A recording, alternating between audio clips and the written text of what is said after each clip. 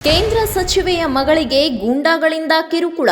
ಜನಪ್ರತಿನಿಧಿಗಳ ಮಕ್ಕಳಿಗೆ ಹೀಗಾದ್ರೆ ಸಾಮಾನ್ಯರ ಸ್ಥಿತಿ ಏನು?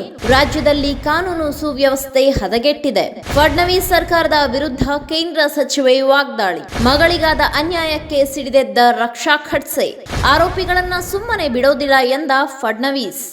ಮಹಾರಾಷ್ಟ್ರದ ಜಲಗಾಂವ್ನಲ್ಲಿ ನಡೆದ ಜಾತ್ರೆಯೊಂದರಲ್ಲಿ ತಮ್ಮ ಮಗಳು ಹಾಗೂ ಅವಳ ಸ್ನೇಹಿತೆಯ ಜೊತೆಗೆ ಗೂಂಡಾಗಳು ಅಸಭ್ಯವಾಗಿ ವರ್ತಿಸುವುದನ್ನು ಖಂಡಿಸಿ ಕೇಂದ್ರ ಸಚಿವೆ, ಯುವ ವ್ಯವಹಾರ ಮತ್ತು ಕ್ರೀಡಾ ಖಾತೆ ರಾಜ್ಯ ಸಚಿವೆ ರಕ್ಷಾ ಖಡ್ಸೆ ಖುದ್ದಾಗಿ ಪೊಲೀಸರಿಗೆ ದೂರು ನೀಡಿದ್ದಾರೆ. ಸಚಿವೆ ರಕ್ಷಾ ಖಡ್ಸೆಯವರೇ ಮುಕ್ತಾಯನಗರ ಠಾಣೆಗೆ ತಮ್ಮ ಬೆಂಬಲಿಗರೊಂದಿಗೆ ಆಗಮಿಸಿ 7 ಆರೋಪಿಗಳ ವಿರುದ್ಧ ದೂರು ದಾಖಲಿಸಿದ್ದಾರೆ. ದೂರಿನ ಆಧಾರದ ಮೇಲೆ ಪೊಲೀಸರು ಪೋಕ್ಸೋ ಐಟಿ ಕಾಯ್ದೆ ಅಡಿಯಲ್ಲಿ ಎಫ್ಐಆರ್ ದಾಖಲಿಸಿದ್ದಾರೆ. ಅಲ್ಲದೆ ಪ್ರಕರಣಕ್ಕೆ ಸಂಬಂಧಿಸಿದಂತೆ ಓರ್ವ ಆರೋಪಿ ಸೋಹಂ ಮಾಲಿಯನ್ನ ಪೊಲೀಸರು ಬಂಧಿಸಿದ್ದು ಹಲವರನ್ನ ವಶಕ್ಕೆ ಪಡೆದು ವಿಚಾರಣೆ ನಡೆಸುತ್ತಿದ್ದಾರೆ. ಇನ್ನು ಘಟನೆಯ ಕುರಿತು ಸ್ಥಳೀಯ ಮಹಾಯುತಿ ಸರ್ಕಾರದ ವಿರುದ್ಧ ಆಕ್ರೋಶ ವ್ಯಕ್ತಪಡಿಸಿರುವ ಅವರು, ನಾನು ನ್ಯಾಯ ಕೇಳುವ ತಾಯಿಯಾಗಿ ಬಂದಿದ್ದೇನೆಯೇ ಹೊರತು ಕೇಂದ್ರ ಮಂತ್ರಿ ಅಥವಾ ಸಂಸದಳಾಗಿ ಬಂದಿಲ್ಲ. ಮಹಾರಾಷ್ಟ್ರದಲ್ಲಿ ನಿರಂತರವಾಗಿ ಈ ರೀತಿ ನಡೆಯುತ್ತಿರುವ ಘಟನೆಗಳೇ ಹೇಳುತ್ತಿದೆ ಈ ರಾಜ್ಯದಲ್ಲಿ ಕಾನೂನು ಸುವ್ಯವಸ್ಥೆ ಹಾಳಾಗಿದೆ ಎನ್ನುವುದರ ಬಗ್ಗೆ ಎಂದು ಅಸಮಾಧಾನ ಹೊರಹಾಕಿದ್ದಾರೆ. ಅಲ್ಲದೆ ಒಬ್ಬ ಜನಪ್ರತಿನಿಧಿಯ ಮಗಳಿಗೆ ಹೀಗಾದರೆ ಇನ್ನು ಜನಸಾಮಾನ್ಯರ ಗತಿ ಏನು?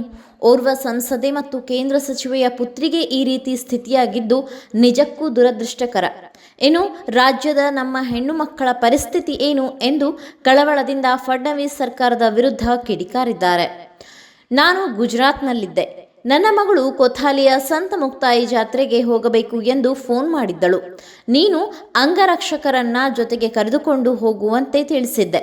ಆದರೂ ಸಹ ಆ ಜಾತ್ರೆಯಲ್ಲಿ 30ರಿಂದ 40 ಗೂಂಡಾಗಳು ನನ್ನ ಮಗಳು ಮತ್ತು ಆಕೆಯ ಸ್ನೇಹಿತರನ್ನ ಹಿಂಬಾಲಿಸಿದ್ದರು. ಅಲ್ಲದೆ ಉದ್ದೇಶಪೂರ್ವಕವಾಗಿಯೇ ತಳ್ಳಾಡಿ ಅವರ ಫೋಟೋ ವಿಡಿಯೋಗಳನ್ನು ತೆಗೆದುಕೊಂಡಿದ್ದರು. ಇದನ್ನು ತಡೆಯಲು ಬಂದ ನಮ್ಮ ಸಿಬ್ಬಂದಿ ಮೇಲೆಯೂ ಗೂಂಡಾಗಳು ದಾಳಿ ಮಾಡಿದ್ದರು. ಬಳಿಕ ಅಲ್ಲಿಂದ ಮನೆಗೆ ಹಿಂದಿರುಗಿದಾಗ ನನ್ನ ಮಗಳು ಈ ಘಟನೆಯನ್ನ ಅತ್ಯಂತ ನೋವಿನಿಂದ ನನಗೆ ಹೇಳಿದ್ದಾಳೆ. ಅಲ್ಲದೆ ಕಳೆದ ಫೆಬ್ರವರಿ 24ರಂದು ನನ್ನ ಕಾರ್ಯಕ್ರಮದಲ್ಲಿ ಅನುಚಿತವಾಗಿ ವರ್ತಿಸಿದ್ದ ಜನರೇ ಜಲಗಾಂವ್ನಲ್ಲಿಯೂ ಇದ್ದರು ಎಂದು ಅವಳು ನನಗೆ ಮಾಹಿತಿ ನೀಡಿದ್ದಾಳೆ ಎಂದು ಹೇಳುವ ಮೂಲಕ ಸಚಿವೆ ರಕ್ಷಾ ಖಡ್ಸೆ ಆರೋಪಿಗಳ ಬಂಧನಕ್ಕೆ ಒತ್ತಾಯಿಸಿದ್ದಾರೆ. ಆರೋಪಿಗಳ ಹೆಡೆಮುರಿ ಕಟ್ಟುತ್ತೇವೆ ಎಂದ ಫಡ್ನವೀಸ್. ಇನ್ನು ಇದೇ ವಿಚಾರಕ್ಕೆ ಮಹಾರಾಷ್ಟ್ರದಲ್ಲಿ ರಾಜಕೀಯ ನಾಯಕರ ಕೆಸರೆರಚಾಟ ಶುರುವಾಗಿದ್ದು, ಒಬ್ಬ ಕೇಂದ್ರ ಸಚಿವರೇ ಹೇಳುತ್ತಾರೆಂದರೆ ನಿಜವಾಗಿಯೂ ರಾಜ್ಯದಲ್ಲಿ ಕಾನೂನು ಸುವ್ಯವಸ್ಥೆ ಹದಗೆಟ್ಟಿದೆ ಎಂದು ವಿಪಕ್ಷಗಳು ವಾಗ್ದಾಳಿ ನಡೆಸಿದೆ. ಅಲ್ಲದೆ ವಿಪಕ್ಷಗಳ ಆರೋಪಕ್ಕೆ ತಿರುಗೇಟು ನೀಡಿರುವ ಮಹಾರಾಷ್ಟ್ರ ಮುಖ್ಯಮಂತ್ರಿ ದೇವೇಂದ್ರ ಫಡ್ನವೀಸ್, ಘಟನೆಗೆ ಕಾರಣರಾದವರು ಒಂದು ಪಕ್ಷದಲ್ಲಿ ಗುರುತಿಸಿಕೊಂಡವರಾಗಿದ್ದಾರೆ. ಆದರೆ ಈ ಪ್ರಕರಣವನ್ನು ನಮ್ಮ ಸರ್ಕಾರ ಗಂಭೀರವಾಗಿ ತೆಗೆದುಕೊಂಡಿದೆ.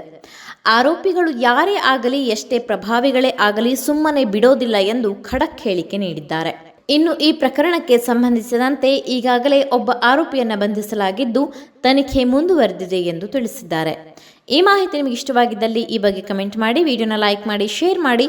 ನಮ್ಮ ಚಾನೆಲ್ನ ಸಬ್ಸ್ಕ್ರೈಬ್ ಮಾಡದಿದ್ದಲ್ಲಿ ಬೇಗ ಸಬ್ಸ್ಕ್ರೈಬ್ ಮಾಡಿ. ಧನ್ಯವಾದ.